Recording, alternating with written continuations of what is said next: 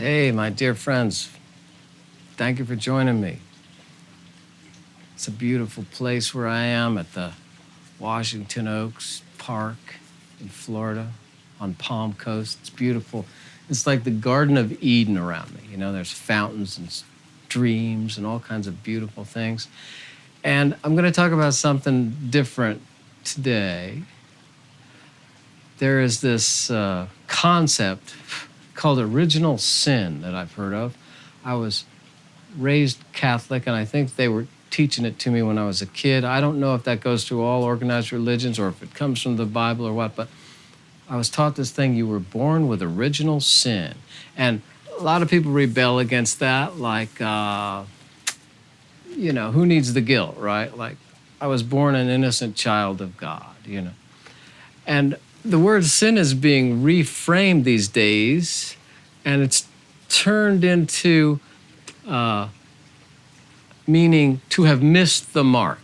And people are saying it's an archery term for when you miss the mark. Now, I don't know if that's true, but it's a good reframe for the word sin, because in the classical religion, sin is to offend God, which is probably totally impossible.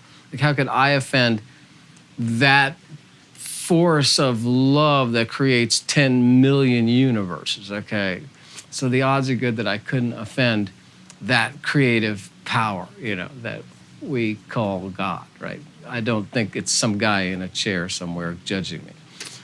But I like this concept, original sin. If I was to reframe that and get rid of the guilt and yet still see, where did this come from, this original sin notion? It could be that when we're born on earth, we think we're separate from God, which is kind of like missing the mark.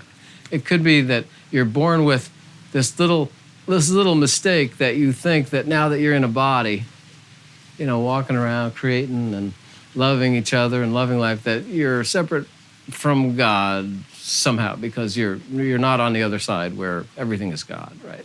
So maybe that's what it means. Original sin is just a simple error in perception, thinking that when you come to earth, it means you're separate from God, but it's not true. You can welcome God back in. The Spirit, the light, your higher self, your soul, whatever that is to you, welcome it back in. Let it fill your heart. Listen to it. It'll always be loving you. That's a great way to overcome this thing called original sin, a slight misperception. So God is with you. Hear that gentle voice of Spirit saying, my peace goes with you always. I love you. I bless you. I give you all good now. Listen to it. Ask it to talk to you. Ask your soul. Ask the Spirit, hey, connect with me. I want to know you. I want to feel you. I want to be with you. Right? First thing it'll say is, shut up. Listen. Maybe smile. Listen. And if you listen, you'll hear it saying, I'm creating miracles for you. I will provide for you all that you're willing to have. I'm with you always. You are beautiful, my child. It'll tell you that. So you don't ever have to have the original error. But it's nice to know that, maybe being here on earth doesn't mean we're separate from all that love, So anyway, I just wanted to share that with you. God is with you. God's beating your heart. Okay, go ahead. Just for an experiment. Just stop beating your heart for a second now. Okay. All right. See, you can't do it. All right. But anyway, God is living through you. The Spirit is living through you. Loves to bless you. Let it shine through you and out onto other people, And thank you for letting me do this. I appreciate you for letting me talk like this. If you like this, please click like. And if it can help somebody please share it.